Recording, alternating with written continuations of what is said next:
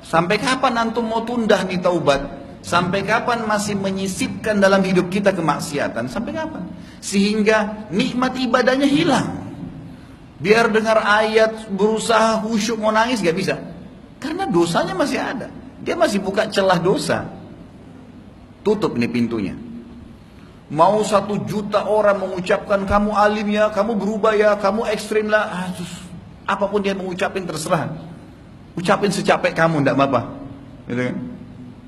Orang-orang yang membendung kita dari ibadah, kenikmatan ibadah ikhwani, tidak akan pernah menunggu 1 jam pun di kuburan kalau kita mati. Teman-teman yang selama ini mau sesatkan kita, mau nunggu pada saat kita mati 1 jam aja. Ngidap 1 hari di kuburan, mau nggak dia? Nggak bakalan. Dia dengan kehidupannya, kita masuk ke kuburan kita yang jadi masalah, padahal dia yang ajak tuh. Ini bahaya sekali, gitu kan? Maka harus hati-hati. Dalam salah satu ayat Al-Quran diceritakan, ada nanti ahli surga masuk ke dalam surga bersama teman-temannya. Nanti kita ini ketemu di surga. Kalau insya Allah tiketnya sama, iman dan amal soleh ketemu di surga tuh. Itu sudah jaminan dari Al-Quran. Allah Subhanahu wa taala menceritakan dalam Al-Quran, nanti ada segelintir orang yang ketemu di surga sama teman-temannya nih. Lalu mereka mencari 1 orang teman mereka, gitu kan? Jazakallah khair. Mereka cari 1 orang temannya, cari di semua derajat surga nggak ada. Mana nih teman kita 1 nih?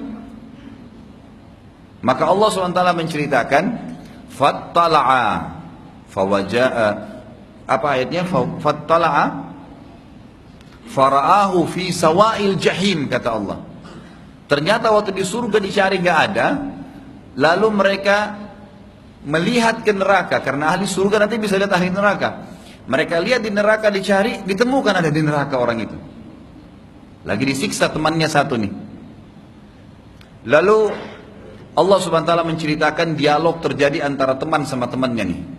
Lalu dia mengatakan, in kitta laturdin. Hampir, yang ahli surga bilang, hampir saja dulu kau buat saya masuk bersama kau di neraka. Dia dulu pernah bilang orang ini, a'innaka laminal musaddiqin, apa kau percaya itu sholat, percaya itu nanti neraka surga, percaya itu apa yang diancam-ancamin, konyol tuh, kolot, dan seterusnya. Orang-orang yang masuk neraka ini bilang, maka yang dari surga bilang, hampir saja kau sesatkan saya, dulu kamu bilang begitu, a'innaka minal musaddiqin, apa kau harus percaya semua itu, gitu kan? Kalau bukan karena karunia Tuhanku, lanjutan ayatnya, ya, maka pasti saya akan bersama dengan kamu termasuk orang-orang yang rugi. Jadi ikhwani, sisa umur kita, saatnya hijrah. Sisa umur kita yang ada ini, sudah cukuplah yang lalu-lalu. Sudahlah, oh masa lalu dulu saya pernah begini, saya begini, baiklah.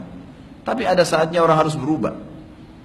Detik ini, malam ini, bisa saja ikhwani dan akhwati, dari lisan saya keluar kalimat-kalimat ini, kesannya dari saya, tapi peringatan dari Allah buat anda semua.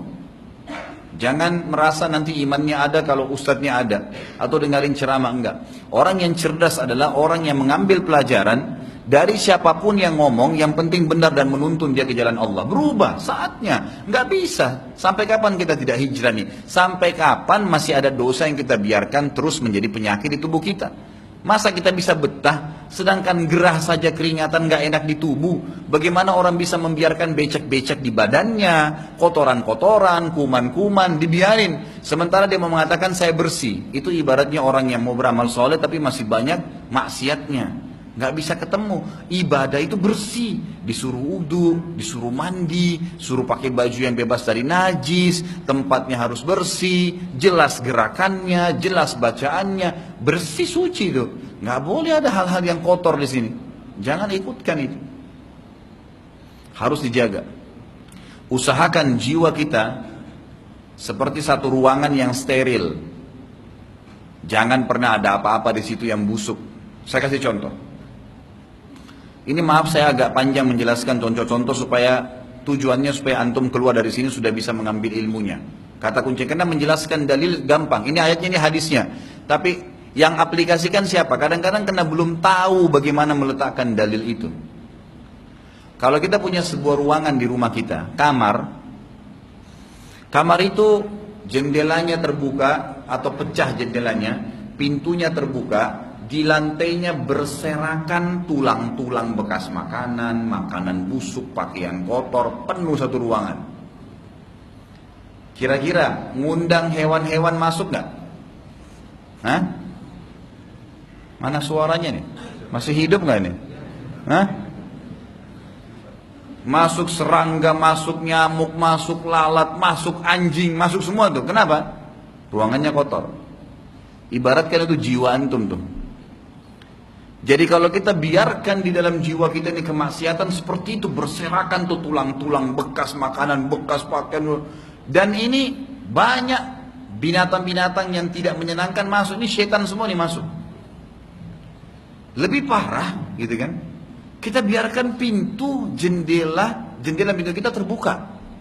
Nggak mau tobat, nggak mau bersihin tuh.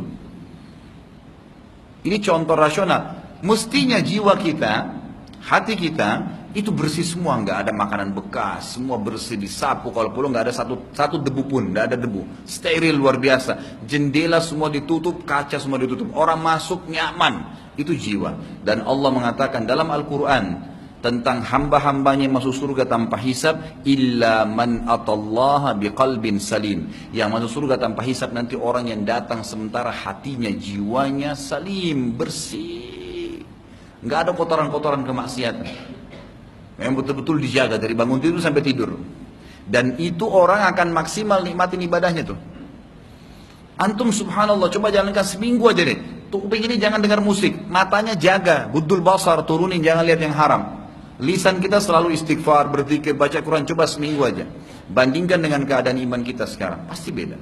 Kalau sebulan lebih luar biasa. Bagaimana kalau seumur hidup? Sampai meninggal, kita nggak tahu ajal kapan datang ya. Apakah sekarang umur kita ke depan lebih panjang daripada umur yang sudah kita lalui? Allahu a'lam, kita nggak tahu.